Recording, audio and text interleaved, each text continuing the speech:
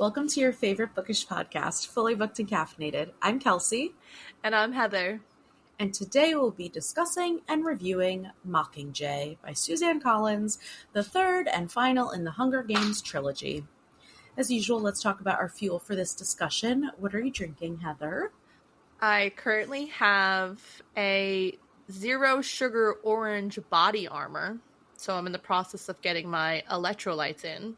Okay, we love that. I haven't tried this one yet. It's not bad. It's definitely reminiscent of like Gatorade orange, which like I don't hate, but meh. The peach mango is still my favorite. Mm-hmm.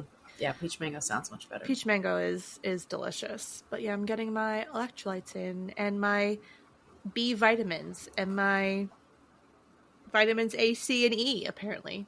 Wow. Antioxidants. I'm getting all this stuff in right now. It's great. Wow. So that's where I'm at. I'm getting fake sugar and probably cavities. Having a Cherry Coke Zero.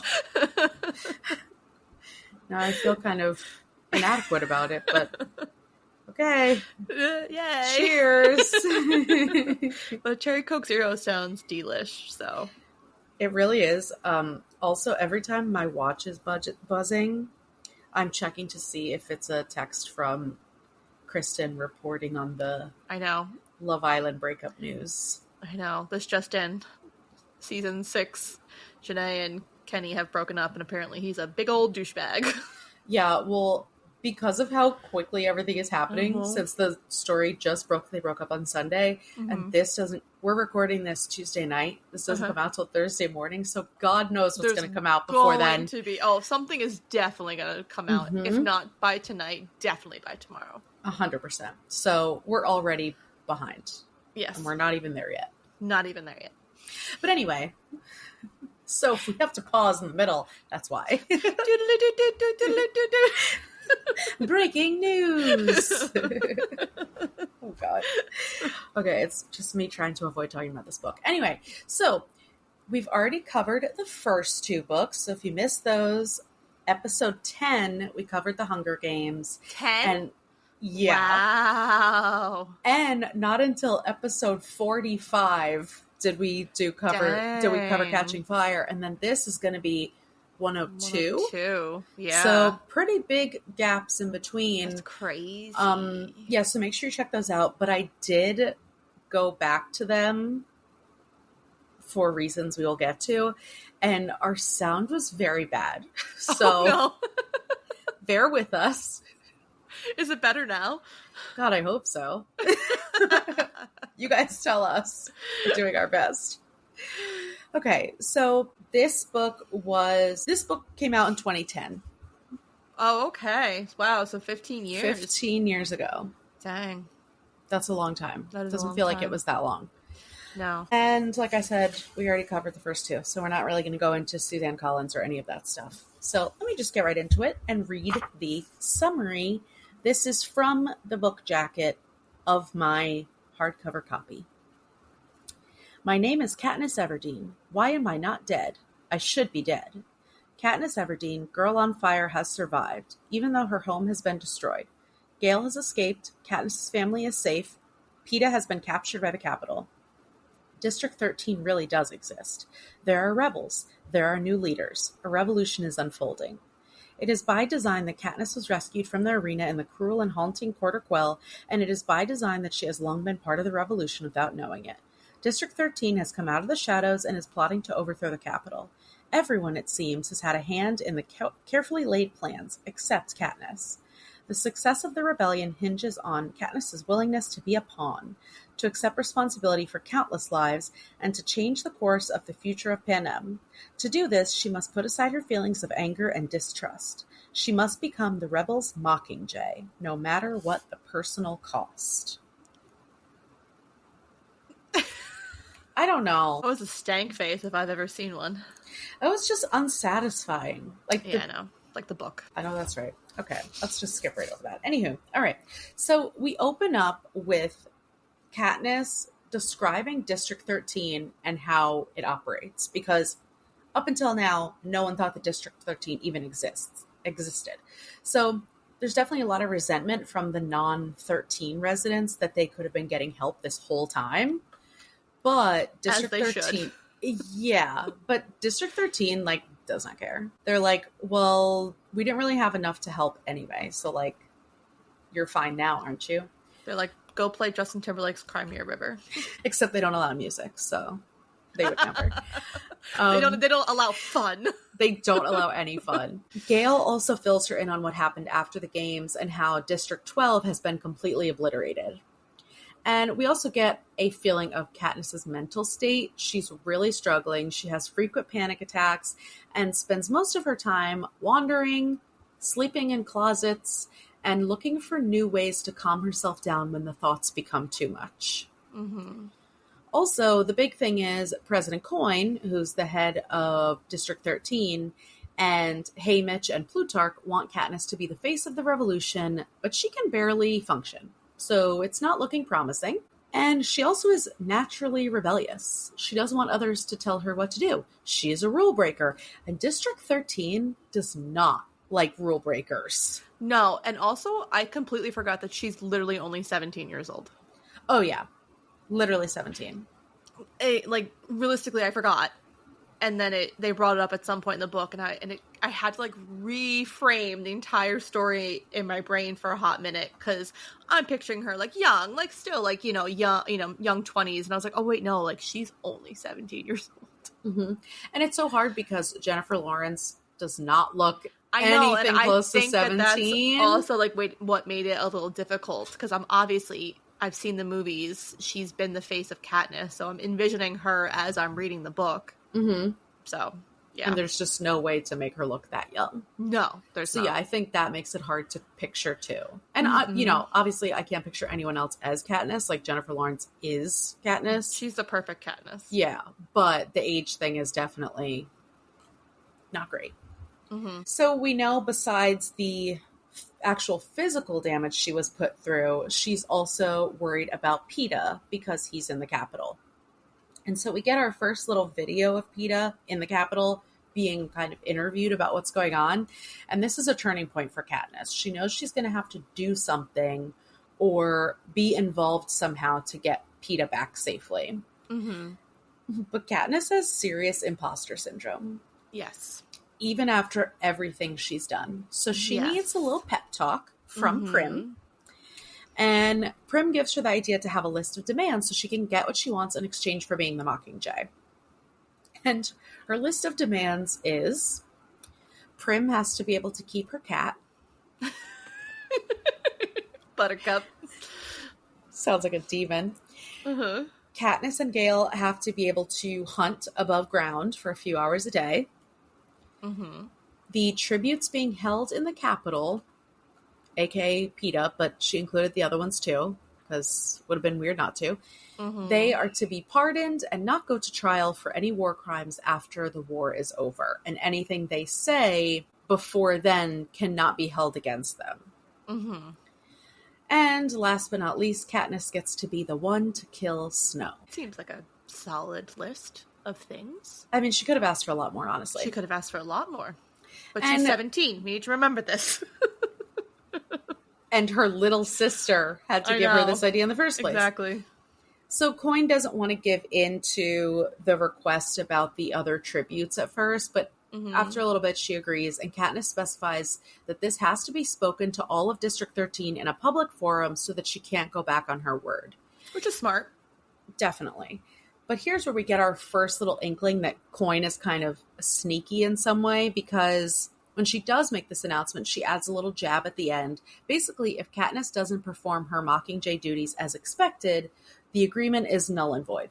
Mm-hmm. We get a lot more Gale in this book because he's definitely a crutch for Katniss. Yes. But he gets really involved in the war planning, and he uses his history of trapping animals and stuff to suggest ideas for traps for the resistance. And the point is that we see a lot more of Gale's stubbornness. Like, he doesn't understand why anyone would disagree with any little thing as long as it helps the resistance. Yeah, and this was also reminded me why I disliked Gale. Because then when I had first read the first two, I was like, but why did I like not like Gale that much? Mm-hmm. And I was like, oh, this is why. This entire book is why I don't like Gale. Yeah, and it's like we get obviously 10 times more of Gale in this book than we did in the first two, because obviously he wasn't in the games. Mm-hmm. And so now we kind of see who Gale was all along. And we see his bloodthirstiness, because there's no line he won't cross. And he's very passionate about that. He's very unapologetic about that and open about that. And obviously Katniss sees that from a different perspective, because she's literally had to kill people, and it changed her, and it ruined her life. And he is just so eager to do so. But anyway, back to Katniss's gig as the Mockingjay. They want to film propos, like little propaganda advertisements, with her giving inspiring speeches, but Katniss can't act. So they decide the only way to get her to do what they need is to not control her. And Haymitch does that whole thing where they get all examples of times when she inspired them. And this is great because it does give Katniss that like anti-imposter syndrome, where she's like, oh wait, people do actually acknowledge, like, or she says like all those things I did just because it felt right in the moment. I wasn't trying to inspire someone. So it's good for her to hear it from all different people. So they decide to bring her into the other districts for video ops. And they go to, is it District 7? I think so. 8, 9, one of them. I think it's 7. And they see a hospital full of wounded, like packed to the brim. But when they see Katniss, they have hope. And no matter how disgusting or horrible their injuries are, they light up when they see her walk in. And she says it's like everything she can do to not cover her mouth because the smell, or turn and run because it's like so overwhelming.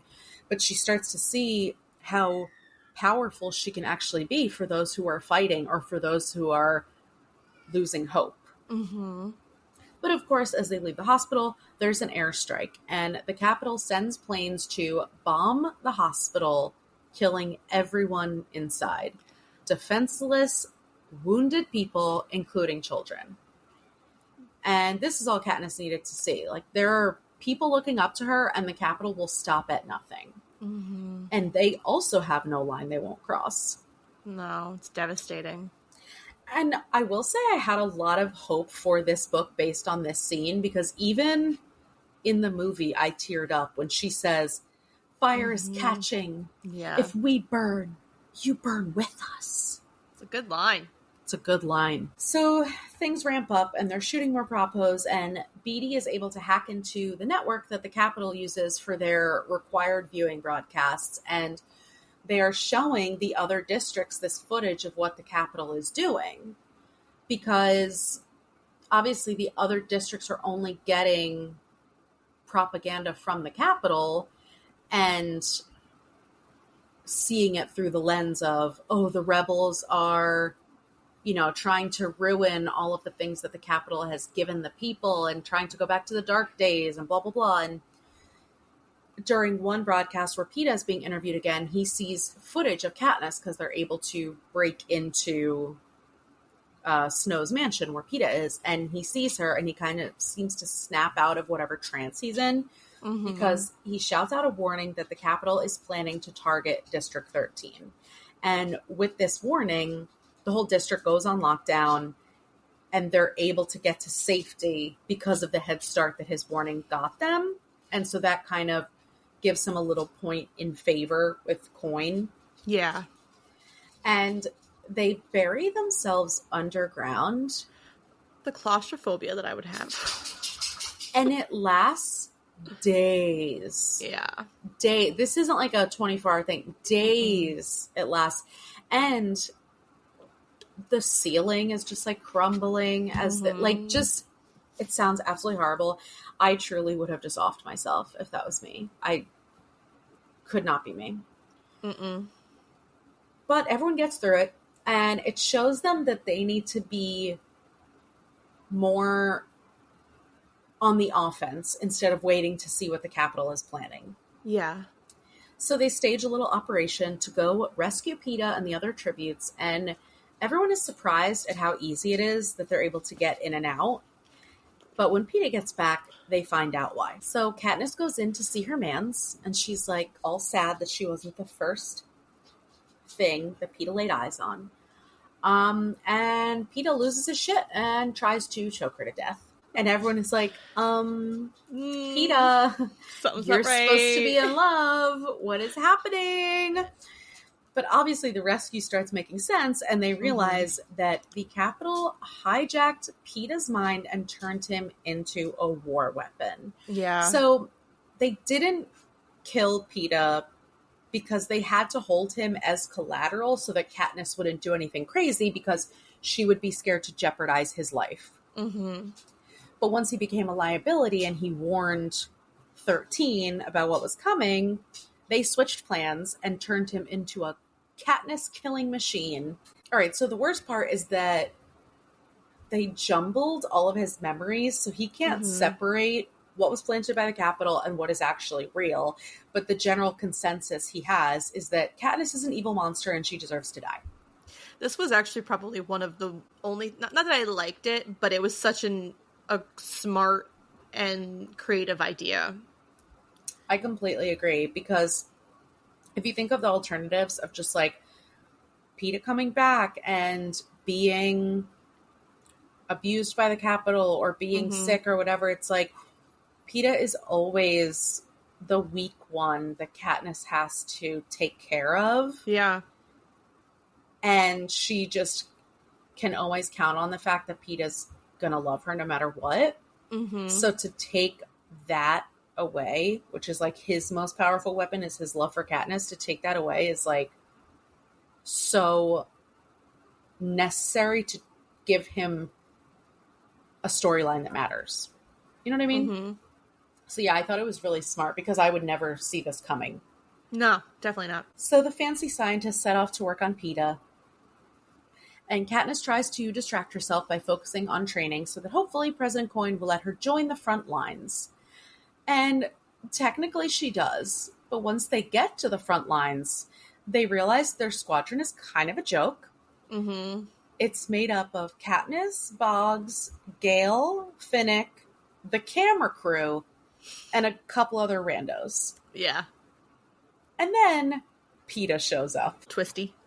So Katniss figures out when Boggs and Haymitch tell her, because she didn't get there on her own, but that Coin is counting on Peeta's killer instinct to get rid of Katniss. Yeah. Because now that the war has started and she has done her duty as the Mockingjay to get the rebels like in a tizzy and to give them hope, they don't need her alive anymore. No. And even more than that, if she died, she would become this martyr and become this like symbol of the revolution. Exactly. So she would be more useful. She's more valuable to Coin if she's dead. Exactly. And the part that Boggs points out is that Coin is playing the long game, and she wants to make sure that once the war is won, no one is in her way to take over, and Katniss could be a threat to that future. So she needs to be eliminated. 17-year-old girl just needs to be eliminated. And Coin can do it without getting a single drip of blood on her hands because Peeta will take care of it. That's what she's good at, it seems. It does seem so obvious of Coin, but I think she just don't give a fuck at that point. She doesn't. But anyway, Katniss has to call Haymitch to find out what the hell is happening, and she is ready to turn her back on Peeta because she's just had enough. But once again, Haymitch has to remind Katniss what Peeta would do if the situation were reversed, which is the same thing that happened in Catching Fire when there was that whole thing about the reaping for existing victors. Yeah. And Katniss finally makes her way to Haymitch's house, and Haymitch is like, do you know that Peeta was here like 12 hours ago? Like, he's so much better than you. I know. And it's just further proof that, like, while Peeta is selfish in some ways, he can also be very selfless when it comes to Katniss. And that's not Katniss's initial reaction. So she does have to have it reframed because she knows that Peeta is a good person. She knows what he would do in that situation. Yeah, exactly. So after Boggs has revealed the coin info to Katniss, we know 100% that Boggs is her ally. And Katniss wasn't really sure before because Boggs is like Coin's right-hand man. Mm-hmm. So which makes sense. I would be tentative about him as well. Because Boggs, like Katniss and Boggs are only new allies. This isn't like, whereas his relationship with Coin has been ongoing and was kind of like Coin's right-hand man, I think. So I can understand being wary of him. Exactly. And when they were at the airstrike and Boggs was giving them specific orders, Katniss and Gale, they didn't listen to him. Katniss never follows orders. No. Gale, like, kicked him in the face. Like, it's just, you never know truly where his allegiance is going to lie, especially because Coin is so shady. Yeah. So it's like you could assume that he's going to be shady too. Mm-hmm. But this really solidifies it for her. So Katniss has plans to go find President Snow and kill him for what he's done to Peeta. But it's pretty hard to escape when the capital is full of literal landmines. Yeah. It's like that game Minesweeper. I never played that. You never played that on like an old Windows computer and like no one knew the rules? You would just like click on it and then the little bombs would explode? No, I don't think that I did. Never mind it. But I'm sure a lot of other people have. If anyone's played Minesweeper, please tell me. Anyway, okay. You really threw me off my game, Heather. I'm so sorry. I felt like everyone did this. You were waiting to have like this nostalgic throwback conversation about Minesweeper, and I'm like, what the fuck? And you're like, oh. I'm like, pop my bubble, why don't you? So you don't think about this all the time? No, me either. That'd be weird. So anyway, it's dangerous where they are. Yeah. And they think they're just on like the Hollywood movie team, but then they pretty quickly run into some real danger. Yeah. Some of their squad members die. Boggs gets his legs blown off. Yeah, no, some of these deaths I was like, this is young adult. I'm like, this is graphic as fuck. I know. Yeah, they did not die like peacefully. the Finnick's death and all that. I'm like, those are like traumatizing. And I totally forgot the Finnick even dies. And I was like heartbroken when it happened. I know. I was like, oh no, I forgot about Finnick. I love Finnick. Another amazing casting. Mm-hmm.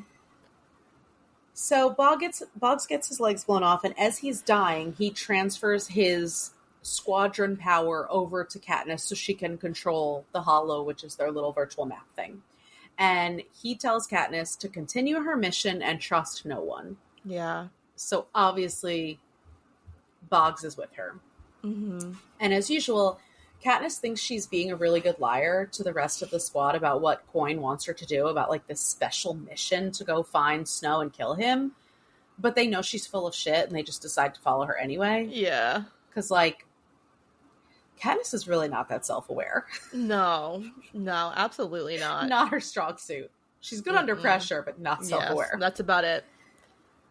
And Peeta does not want to be a part of this because during the chaos where a couple of them died and there's these explosions and all these, they're running to escape, Peeta snaps and kills one of the other squad members. Mm-hmm. And so basically it's just another unselfish moment from Peeta because he wants them to kill him so he doesn't hurt anyone else. Mm-hmm. And you also have to think about, like, because Peeta's entire personality is just like so gentle and so loving, the fact that he now has had all of that stripped away from him, he's basically a shell of himself. He doesn't know what's real. He doesn't know if any of his memories are real. And it's like, of course you wouldn't want to live that way. No. And you're in the middle of a war. It's like, why would you want to live through all of this? No. But of course, no one will agree to that because Katniss would never let anyone kill Peeta. Mm-mm. And they carry him along as their little prisoner. Poor Peeta. I know.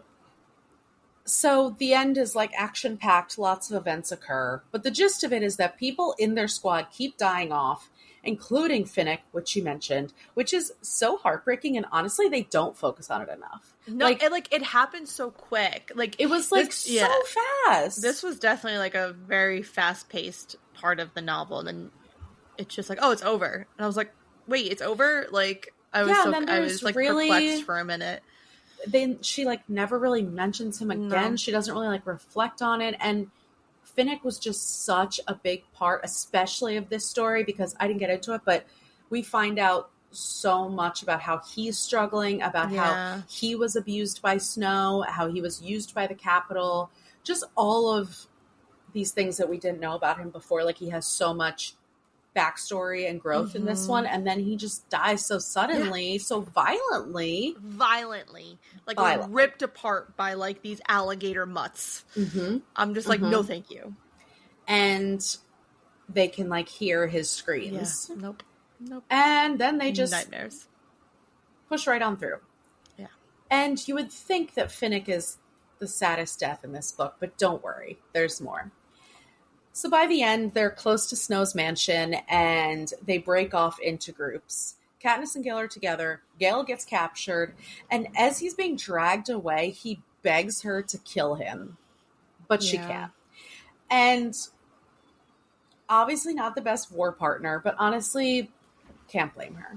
She's 17 years old. She's going to shoot her best friend with an arrow. Yeah, you can't put that on her. Especially when she still thinks in the back of her head, like, I am going to find Snow. I'm going to kill him. Like, I could get Gale back.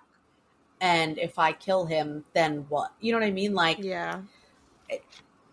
it's unfair of him to ask her to do that, and also unfair of her not to do it. Yeah. You know? It's a hard situation, you know? So there's a group of Capitol children that are congregated in front of Snow's mansion. And a little airplane comes, drops a bomb, and lands right among the children. So the rebels send doctors and healers, and they arrive to tend to the wounded children to see if they can save any of them. Katniss sees Prim and watches as a second bomb comes and kills all of them also. Forgot about this, and I think it's because it was done so differently in the movie. And I forgot I did not watch the movies, but I vividly remember this being so different. Like, I feel like it was more of a scene in the movie than it was in the book. Like, it was like a second in the book and then it's over. And it's so much clearer in the movie what's happening. In the book, it's kind of like, if I hadn't seen the movie, I don't know if I would have fully understand what's going on. Understood that Prim died. Yeah. Because it kind of makes it sound like Katniss is like hallucinating her. Yes, I agree. Because why would she be there? Yeah, I agree with that completely. So, yeah, I did think it was definitely different in the book. And it's just such a tragic death, obviously. So after this shocking moment, the war ends pretty quickly because the Capitol citizens were okay with children dying, but not when it was their children. So they surrender, they join the resistance in capturing Snow, and that's the end of the war. The war lasted like 2 days. I don't know. I don't know the timing of this. Listen, in some ways it's very YA. Yeah. So as Snow is awaiting execution, Katniss goes to see him and sees that he is basically already dying. He's like coughing up blood. He's on his deathbed. But also, Snow tells her that he wasn't the one who dropped those bombs on the children. And of course, Katniss's first reaction is not to believe him. Of course. And, she's slow to come to the conclusion as usual. But she does get there. And she realizes that he might really be telling the truth because, not for nothing, Snow has always been honest with her. Well, that's the whole thing. When he says, he's like, oh, Katniss, like, we agreed to always be honest with each other. And so, it kind of sends her to turmoil for a little bit because she doesn't know if he's actually being honest or not. And then, like, she obviously, like you said, does come to the conclusion that, no, he is telling her the truth. And you get one of his fucked up speeches where he's like, oh, I'm not above killing children, but I don't kill without a purpose. There was no purpose to kill those children. So like, that's his crazy rationale of like how he rationalizes killing children in the past. But when he says it like that, she's like, okay, you got a point there. Yes. And Coyne has already given us a little inkling of what she will be like as a leader when she proposes a symbolic Hunger Games with the children of prominent Capitol leaders as tributes. That was so fucked up. We will get into it. And she has the real tributes vote on it. I mean, we will get into the whole symbolism of it, but what did you think of that whole thing and like the votes? Well, I mean, the whole idea, it symbolizes no real change. Mm-hmm. Because you're just doing the same exact thing that the Capitol's been doing with your own just twisted sense of it. Like, you're trying to justify it because, oh, well, they did it to us. But that doesn't make, like, two wrongs don't make a right kind of scenario. So, you know, the promise of, like, a better future, I'm like, well, this ain't it. Like, even if it's, like, the final Hunger Games, it's like, okay, but you're still going to kill innocent children who, you know, like, I understand, yes, the pain and suffering that the other districts had to endure over the past 75 years, and they lost their children. I get it. It sucks. But now you're in the position of power to change the world, and you just want to keep the same, you know, MO. Like, it was mind-boggling. And then I was curious that, like, Katniss, like, voted yes. But then obviously I get, like, why she did. But, you know. That was the part that I was, like, shocked by. But also, like you said, I do get it. And Katniss is also not in her right mind at this time. No, she's not. Like, she just lost... Like, she lost so many close allies. She lost her sister unexpectedly. And she doesn't know... Yeah, like, she just doesn't know what's going on. And she feels solely responsible for the majority of those deaths because she's the one who had to eat the berries. She's the one who had to blow up the force field, like all these things. So I have more to say on that, but we'll get to it. So as Katniss stands in front of Snow with her arrow poised for the public execution, she shoots President Coyne instead.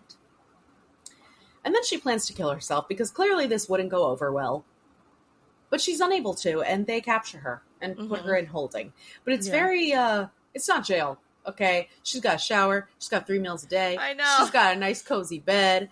But apparently she's there for weeks, and she doesn't know what's going on. She's just waiting for her trial, waiting for them to sentence her to death. But then Haymitch shows up, and he's just like, oh, you're forgiven. The doctor told them you were crazy, and now you just have to, like, go back to District 12 and pretend you don't exist, and everything's fine. This made no sense to me. The remaining once she kills Coyne, you lost me. Like, no, like, I loved it. She killed Coyne, amazing. Everything after that, I lost the plot. I don't understand. 100%. I don't understand what's happening. The end of it just felt so not even rushed, but just so haphazard. So anticlimactic, and it, like, there was no real end of hero story, like, give that us she a trial. deserved. Yeah, like, it was just, I don't know. Give us something, because the idea that the doctor was just like, oh, she's crazy, that's why she killed President Coyne, and then everyone's like, oh, okay, no problem. Okay, so sure, she's crazy, sense. she's just out here killing people, but she's forgiven. Like, there's obviously more to it than that. So she never does find out for sure that the bomb that killed Prim was organized by the rebels. But she's pretty sure she knows. And when she asks Gale if it was based on his design, he doesn't know. But he confesses that it certainly could have been. Yeah. And that he knows she will never stop thinking that it was. Yeah. So she goes back to 12 and barely survives for a little bit, but then she starts to slowly come back to herself, as does Peeta, and they live happily ever after and get married and have 2 kids. The end. The end. You know, I hate a epilogue pregnancy, but in this case it was necessary because the whole point through the first couple books was that she didn't want to have children because she'd never have children who would then be a part able to be reaped for the Hunger Games, and now there's no Hunger Games, so she has kids. Anyway, First discussion question is not a question. We are going to list the characters in this book who don't suck. There's not many. Okay, here, I'm going to go first, and you tell me if I missed anybody. Boggs. Love Love Boggs. Boggs. Doesn't suck. Finnick. Amazing. Mm-mm-mm. Love. Prim. Don't have a Amazing. bad thing to say about her. That's it. That's all I have. The Avox guy.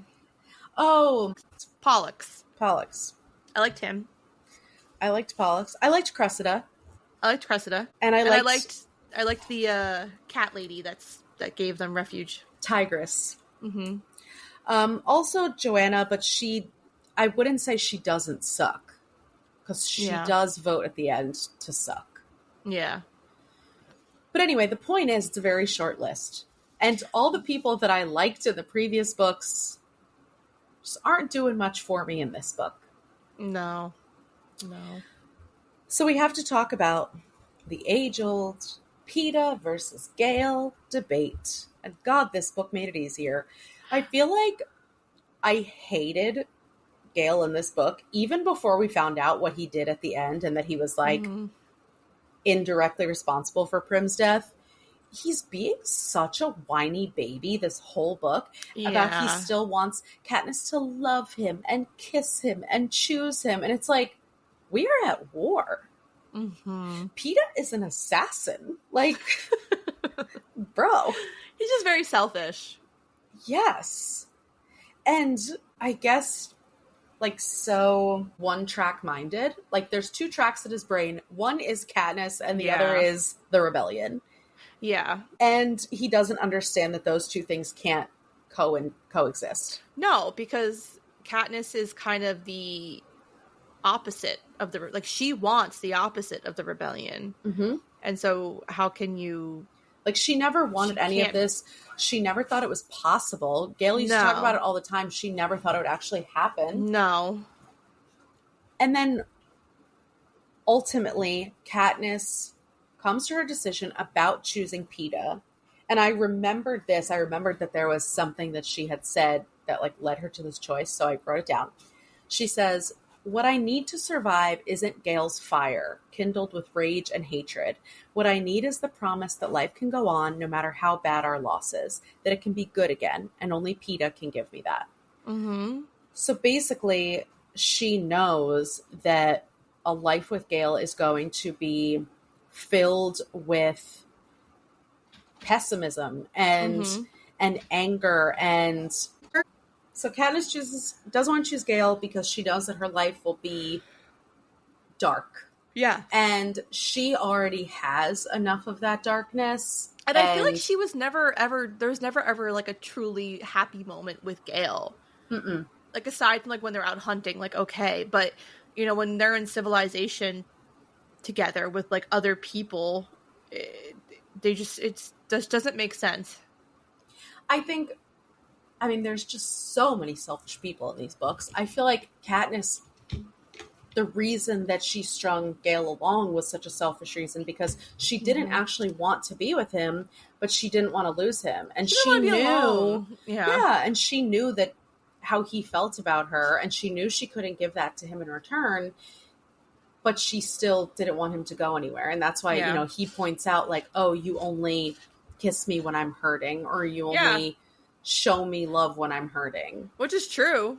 It is. You know, because I think in those moments she's trying to like kind of force herself to care for him in the way that he wants her to. Mm-hmm. And she just realizes that she just can't get there. And like, you know, it's not a terrible thing.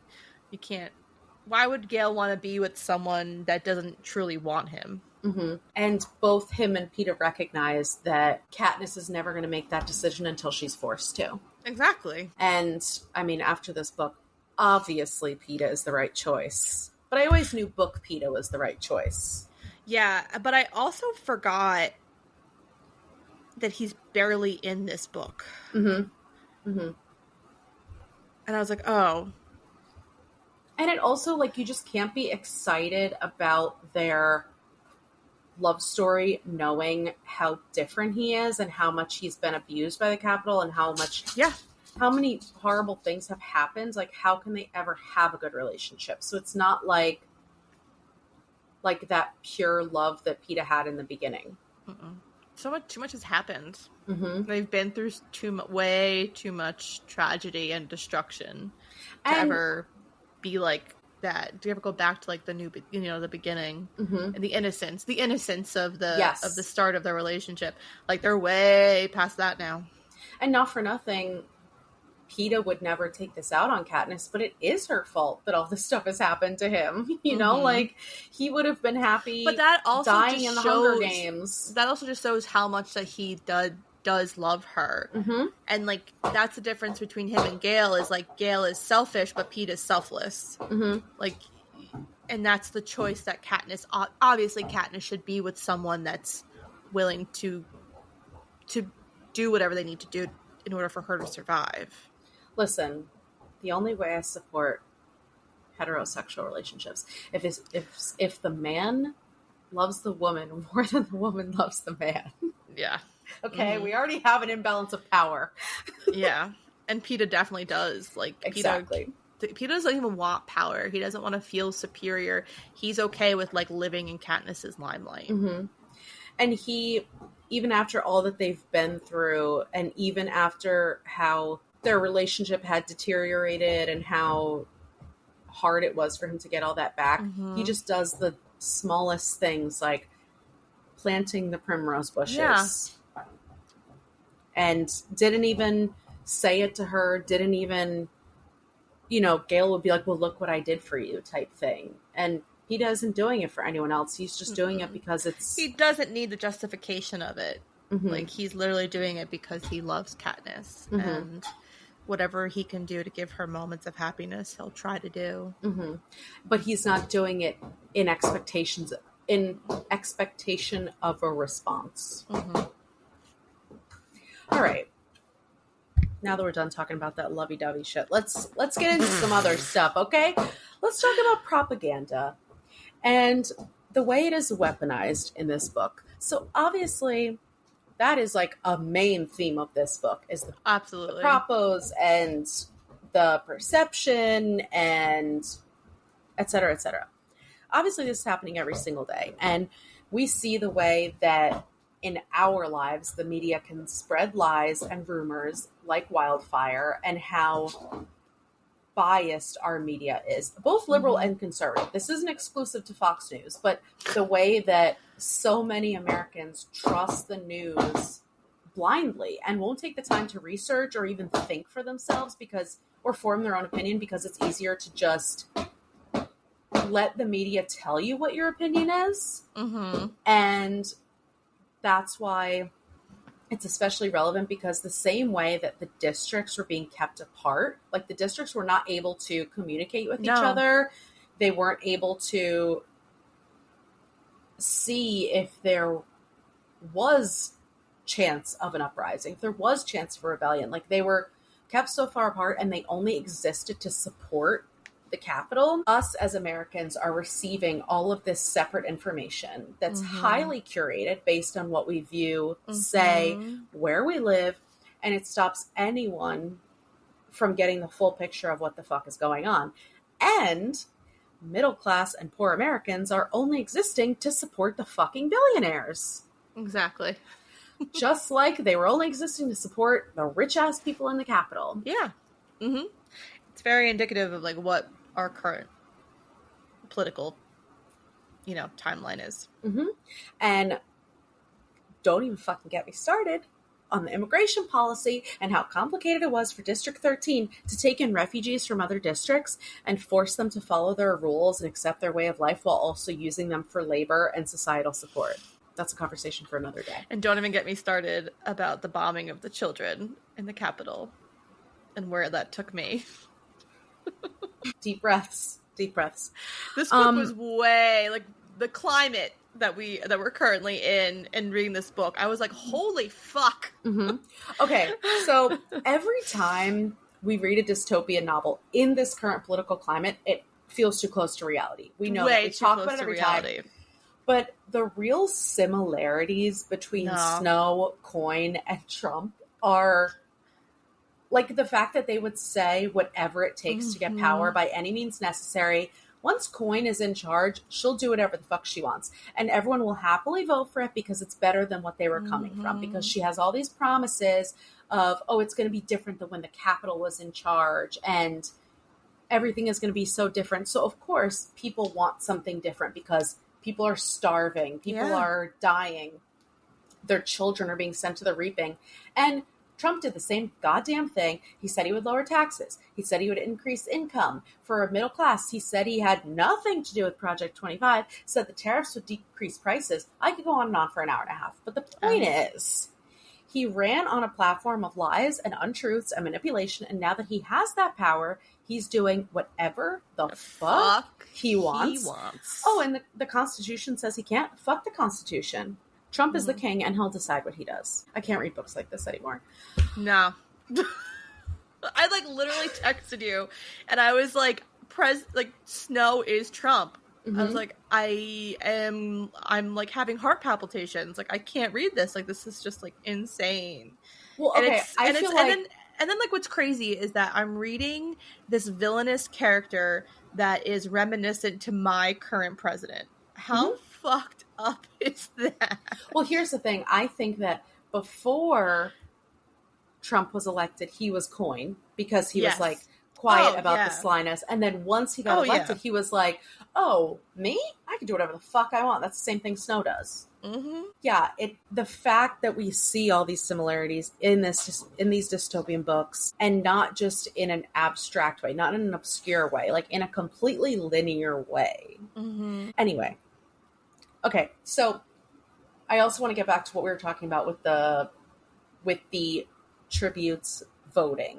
Okay. So a big thing of this is like the cost of rebellion, because obviously when the Capitol is, you know, speaking against the rebellion, they're saying, like, do you want things to go back to the dark days? Do you want us to stop taking care of you and providing for you? And, you know, sending your kids to the Hunger Games is a small price to pay for us making sure that you guys are alive and functioning and blah, blah, blah. So obviously the rebellion has the right idea because the Capitol is over-promising and under-delivering. But no one is thinking about the after or the in-between when the Capitol is overthrown and the rebels are trying to build a new society and a new government. They have no idea what that new government is going to look like. And the vote by the victors symbolizes this, like you said, the continuation of the violence and this idea that once you cross that moral line, there's no way to stop and there's no reason to stop. And in this case, it's kind of like a hurt people situation. And not for nothing, that's why I was so shocked by Katniss's vote, because she was so against the violence and brutality from the beginning. And she's voting to perpetuate that cycle. But she truly has nothing left. Nothing to live for. Nothing to die for. And that's why it's unfair to ask the victors to make this decision when they have lost so much. And none of them are in the right mind mentally to make any decision that's going to affect other people. Yeah. And it just kind of is one of those, like, side effects of war. Yeah, in that, absolutely. You know, maybe it is all for the greater good, but it's not going to change overnight. No. Violence is just never the answer, but we live in a society and a world where that's all people really know. And it's, you know, this is the bar they're setting to anyone who's against the Capitol. They're going to kill them, and they're going to send your kids and kill your kids too. So when they set that bar, why wouldn't the rebels go above that bar? Yeah. It's just you're already tainting what the new world could look like because you're not even effectuating any real change. You're just doing your own version of what the Capitol did, but you're trying to justify it because they did it to us. And, you know, if I just put this shiny gleam on it, that, we're just, you know, this is retribution for all the heartache and devastation and tragedy that we went through. Now they get to experience that. And isn't that fair? And it's like, no, that's not fair. That's not remotely fair. Like, yes, it's terrible that it happened to us, but in order to effectuate real change, we have to actually change. And if we're just going to keep doing the same shit the other people did, but put our own spin on it. It doesn't make it better. But then you think about what's the alternative? Like, they can't fight fire with smoke, you know? And it's like, if they didn't have the mindset that Gale had of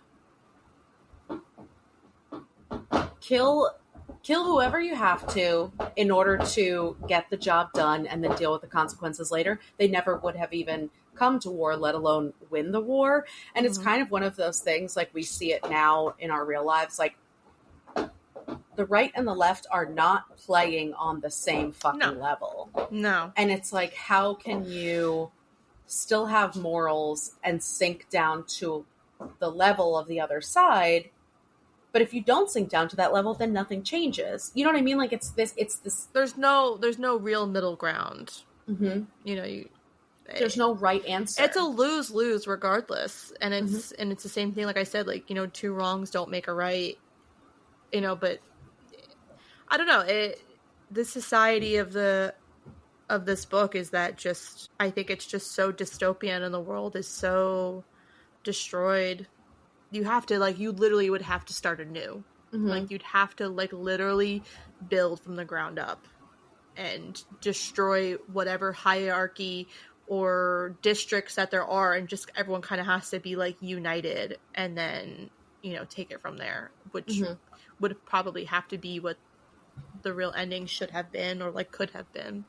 And it makes perfect sense that Coin wouldn't be the person to change all of that, because she was running her own little oligarchy in District 13. She was just power hungry.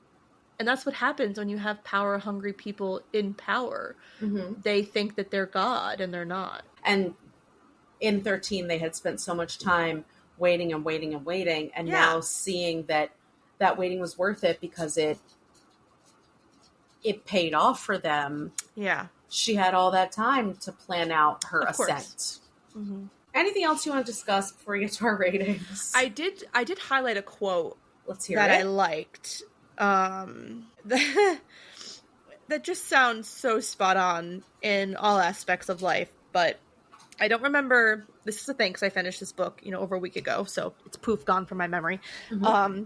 But I did highlight this one line that Katniss, or no, maybe it could be Peeta, it could be Katniss. I don't fucking remember.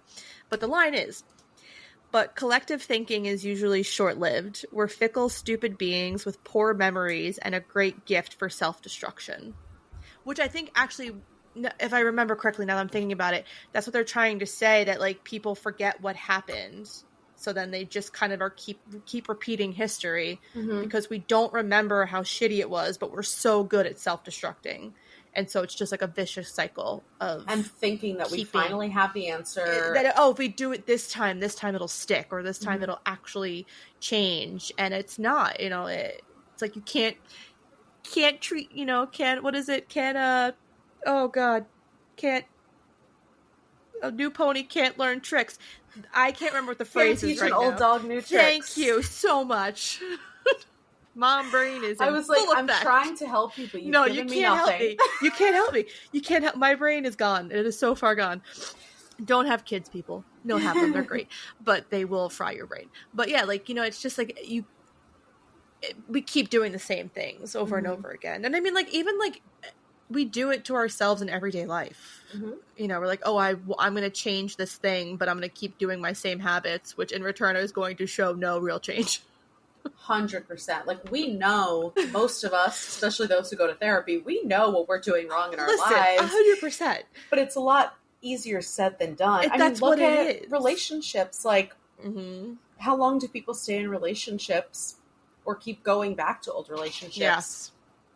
Because even though you know the outcome, you're hoping that by some miracle it'll be a different outcome. Yeah. And it's like comfort. Mm-hmm. And, you know. And change is scary. Change is scary, but you got to do it. And it'll either be a bad or a good outcome, and you just kind of roll with it as it comes. And as long as you're not joining the Hunger Games, things could be worse. Things could be worse. Well, we probably shouldn't say that. I'm not going to say that, actually. I'm actually just going to knock on wood real quick. We're not going to do that. Yeah, because actually, with the way that I've been feeling lately about the state of the world. Yeah, I don't. Nothing's off the table. Let's put it that way. Nothing is off the table. All right. So our rating scale is white roses. I didn't quite like the description of the smell of the roses. That they said, it was just a weird concept that she would smell the roses, and I mean, I guess it's a kind of a Pavlovian response when she smells the roses. It's an instant upset my stomach, I need to puke everywhere feeling. Yeah, but she makes it seem like it was this pungent smell, which I mean he was manufacturing them, so I get that too. That's what I was gonna say. At the end, they made it clear that because they were factory made roses. I know, but I was you're I don't know, I can't imagine a rose smelling weird. But whatever. I digress. I just didn't. That was just something that I was this is weird, but it's fine. Anyways, you want to know what I gave it? How many white roses? Sure do. How many smelly weird roses? 3. I gave it a 3. I mean, a 3. I finished it. I read it. I was there for it. Do I want to go back? No. Don't ever let me reread this book ever again. I literally forgot. Because I knew I didn't like this book. But it came out in 2010. So I read it in 2010. I don't remember what actually happened at that point. So I don't know. It was 15 years ago. Maybe I was just dumb. And now that I'm older, I can see it in a new light. And I'm no, still hate it. And now it's too similar to the world I'm living in now. So now I hate it even more. Yeah. I don't know. All the characters sucked. Nobody was good. Katniss was annoying. Katniss was so annoying. She was so annoying in this book. Peeta was barely in it. And I forgot about that. Now I remember why I hated Gale. It's just I don't know. This book was kind of shoddy. And it really didn't.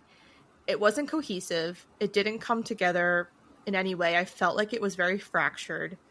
It just nothing flowed pacing well. Was off. The pacing was off. It didn't flow together well. The big moments that Coin being murdered and Prim's death should have had these monumental effects on the reader, and they don't, because it's followed up with mediocre writing. So I don't know. It just wasn't good.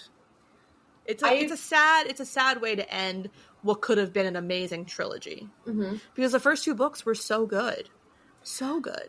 I totally agree. I also gave it 3 white roses, which is such a shame because overall I love the series. I agree. And I overall love Suzanne Collins' writing, but this was just so disappointing. It had really great parts. Don't get me wrong. I loved, like you said, the ending with Katniss killing Coin and the idea of Peeta being the catalyst for all these war events, but it just fell so flat, and I didn't get the imagery from the book that I got from the movie. And I agree 100%. Yeah, it's another book where I feel like the movie just brought it into being, and without that, it's just kind of blah. Yeah, and it's depressing. It's depressing to the point that you're not even enjoying it. Which I don't know if that's supposed to be the point, but I don't like it. That probably is supposed to be the point. But I just felt like the ending could have saved it, and instead it ruined it. Yeah. The ending was so anticlimactic, and it was I don't know, you have this symbol of rebellion and this symbol of hope and strength, and then her ending is just so meh. She became this huge symbol and the reason that all these things happened, and did do so many brave and amazing things. And then at the end, she's trying to overdose on drugs. She's trying to, and I understand this is a product of the psychological torture that she went through. But the fact is that she should have had more to her story. We spent the same amount of time talking about her in this drug haze as we did for the whole battle thing at the end. And it just wasn't balanced. No, I don't. It wasn't good. So the reason I listened to our other episodes is because I wanted to pull our other ratings, since this is technically the last in the series. Obviously, there's still the prequels, But as far as Hunger Games goes... I'm really excited to read the prequels because I've never read them. So I'm actually excited for that.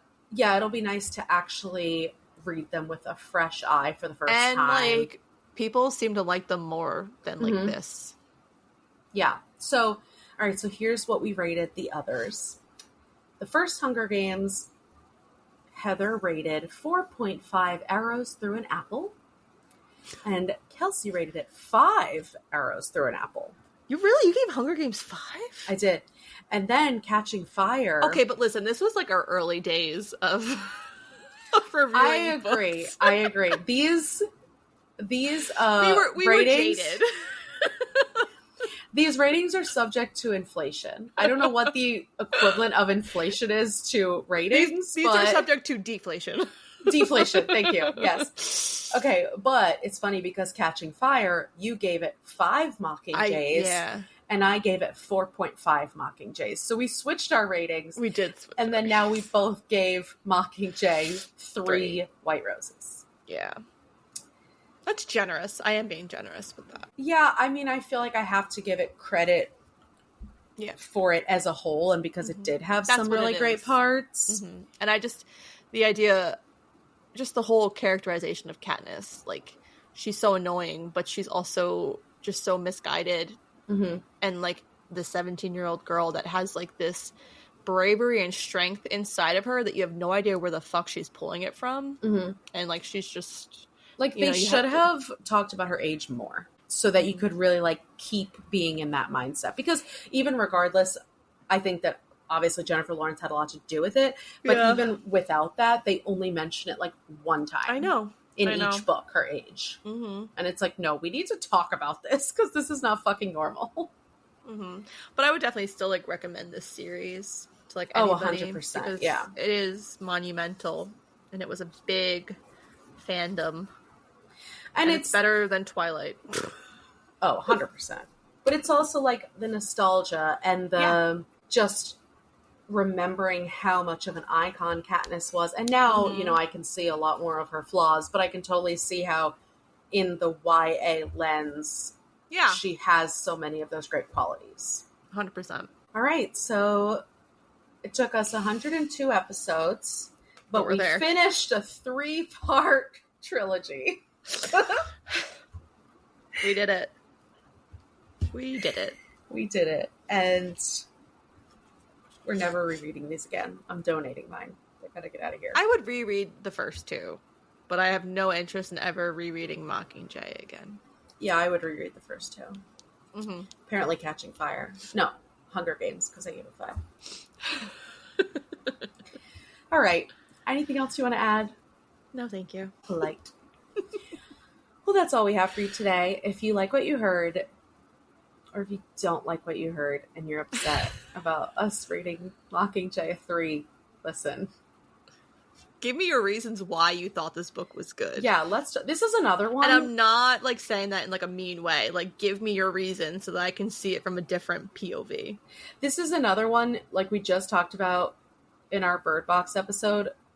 I beg you to reread it before we have this discussion. Yeah. Because before I reread it, I would have agreed with you. Because like you said, I remembered that it wasn't my favorite, but I didn't remember that I didn't like it. Yeah. Anyway, sorry.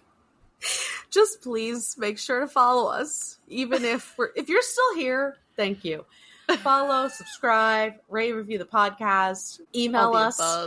fullybookedcalfpod@gmail.com.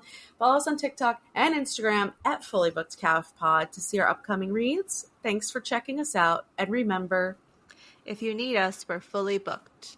Bye. Bye.